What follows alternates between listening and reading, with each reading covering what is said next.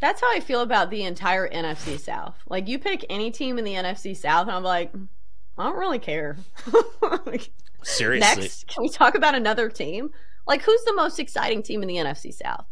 Is it the Falcons? Is probably. it the Bucks? I guess the Bucks were the best team last year. Hmm. I don't know. I just don't want to talk about them.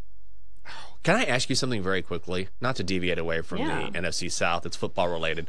But I saw this and I cackled. Did you see the Tom Brady speech when he got inducted into the Patriots Hall of Fame? And there was one moment, and it was so funny, and even the crowd laughed a little bit because it was a very great speech, right? It was inspirational, but he was talking about how hard football is. And he goes, football is hard, hard, hard, hard. And it's difficult when you're getting up at 6 a.m. to work out and your friends are sleeping in and eating pancakes. And he was like, this guy needs to get away from the TB12 meth. Like, send him to IHOP and let him have a Rudy Tooty Fresh and Fruity. Like, eating pancakes. I want to eat some pancakes. I'm working out and my friends are sleeping in and they're having flapjacks. And there was kind of a laughter amongst the audience because it was so specific. But it was a great speech, but that moment in particular really struck me as funny.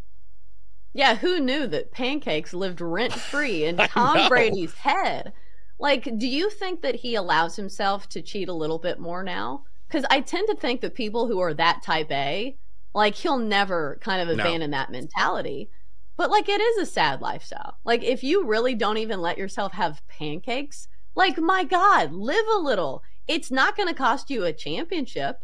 Do you think that, if he fell off the bandwagon like a few times, do you really think it would have impacted his career? Because I tend to think that it wouldn't have. No, not at all. But I feel like he's that kind of person where he just wouldn't let himself. It was just so specific. I thought, man, you've thought He's about thought this. about Like, this. yeah, you've thought about this. This is a very specific reference. Like, I want to eat some pancakes. I can't. They're loaded with carbs. So I don't think he has it in him. He seems to be built a certain way, which is one of the reasons why he is the GOAT. I mean, he still looks great, and I also feel like someone who, and it's not a knock, but he's clearly had maybe a little work done. He's so very meticulous about his appearance. It feels like to me at this point in his life, he's not going to allow himself any sort of leeway. But maybe he should. Yeah, I think so. I think it's just a testament to how much it takes and how much you have to sacrifice to become one of the greatest of all time. Hmm. Like, there are so many sacrifices that I'm sure that he has made over the years, including sleeping in and pancakes. It's not just those things, it is a whole array of things that you have to sacrifice, because I think people who are that good at anything are probably a little crazy, are probably a little messed up. Don't you think? Like, I don't look at somebody like Nick Saban or Tom Brady or Michael Jordan as normal people. They can't be. No, they have a competitive drive and something in them, which it's sort of this genius bug. And with genius comes not madness necessarily, but there are drawbacks, right? Because to be Right. that great at something, you do have to give up things, and you have to have sometimes this singular mentality that doesn't exist with most people. So when you hear people say, "Hey, Tom went to Tampa Bay and we couldn't believe that this guy was working so hard and that he was staying so late and coming so early," that sounds really cliche. But when you're talking about the greatest of all time doing it, who has nothing to prove, like, this guy's still here, like, he's the one beating everyone here, and then it just resets the mentality. Oh, that's why he's as good as it gets. Yeah, for sure. So he's sacrificed surely a lot in his career, including some money. Like, I think it's also a testament to how much of a team player he is. And he said that multiple times in his speech, that you should be thinking about the overall team and not just your personal stats. But, who doesn't have to worry about money now is Trevor Lawrence. Not that he did have to worry about money before, but now he's got a whole bunch of it. The Jags have given Trevor Lawrence a new 5-year deal worth $275 million. This includes $200 million guaranteed, $142 million at signing. So what a deal for Trevor Lawrence. This deal now makes the I think he's tied for the highest APY in NFL history, making $55 million a year. Jenks, was this shocking to you that Trevor Lawrence is now making $55 million a year? No, it's not. He's still very young. And unfortunately, he had that throwaway season with Urban Meyer, which you really can't count against him because Urban was such a dumpster fire. But he is a very good quarterback. And I think he's probably a guy who takes the next step or gets better this season. The problem with Trevor last year, because he was better 2 years ago, but he was really banged up last year. He was playing injured for most of the season. But when you look at quarterbacks in the game, quarterbacks are so difficult to find. And there's no question that Trevor Lawrence is one of the better quarterbacks in the NFL. And again, when you're that young, you've got to lock him down.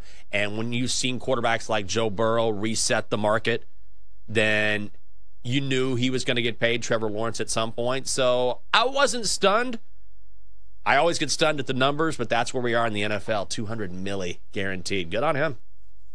Yeah, especially when you're playing the most difficult position probably in all of sports. Like, the market is just so high for quarterbacks these days that it's not super surprising. Now it feels like whoever has signed their contract the most recently is just the guy who's getting paid the most. Like, it's nothing to do with like, oh, Trevor Lawrence is better, than Lamar Jackson. It's just the market keeps resetting itself. So, whoever's next is eyeing the market and saying, I'm going to be making myself a lot of money. There are guys like Dak Prescott and some other guys who are probably looking at this contract saying, why can't that be me? So we'll see. But Jenks, let me ask you about Trevor Lawrence for a second, because I feel like both of us were super high on him going into this season. I'm not going to say that this year was a disappointment, but it wasn't like a great season. Like, right. I think he was a dark horse contender for MVP. Wasn't really the case. 21 touchdowns to 14 interceptions, 4,000 yards, which is pretty prolific. But again, the interceptions were certainly there, and the Jaguars just didn't have that great of a season. Are we expecting a better season for Trevor Lawrence this year? Yeah, absolutely. And again, now that he's healthy, I think that's the real key here. He was playing banged up big time last season and just wasn't quite right. And success isn't always linear. You know, it was like the stock market. You just want to be trending in the right direction. You may fall off a little bit, but ultimately you want your trajectory to be going up. And I feel like if you're Trevor Lawrence, he has so much natural talent, and now he's back. As long as he stays upright, and he'll stay motivated, trying to prove he's worth this contract. That's never been an issue with him. So I absolutely expect him to have a bounce back and very good season. Yeah. So let's go around the league and hear from some other quarterbacks, because we heard from Bills quarterback Josh Allen, who we know that Stephon Diggs is gone. There's been some whispers about like chemistry in Buffalo, and I know the overarching theme is, when are the Bills going to win a Super Bowl? But Josh Allen had this to say about the quote unquote miscommunication that people have said has been going on in camp. No, it's not frustrating at all. It's a long time until we got to put on the uniform and play a game. Mandatory minicamp. I'm glad guys are here. We're working hard. Guys are making plays, offense and defense, both sides. So we're just having fun out here playing and flying around, trying to get on the same page. Obviously, some new concepts that we got in that it's good to put that on tape and talk through it right now. But yeah, no frustrations at all. We're playing football. I think this is a pretty standard answer for June the 14th. But what do you expect from Josh Allen this year? Like, this felt like a very coach speak answer to me. I'm not reading much into it, but does it feel like, I don't want to say a prove it year for Josh Allen, because I think he's already done that. But at some point, the Bills got to do something with the roster that they have and with the young quarterback that they have. The AFC is not getting easier, but still, what's in the cards for the Bills? It's interesting. The Bills are still plus 750 to win the AFC. They're 14-1 to win the Super Bowl. They're favorites to win the AFC East. But I feel like when it comes to Josh Allen, I'm interested in his potential evolution. And what I mean by that is the Bills, as long as he's been quarterback, they have been successful with Josh playing hero ball.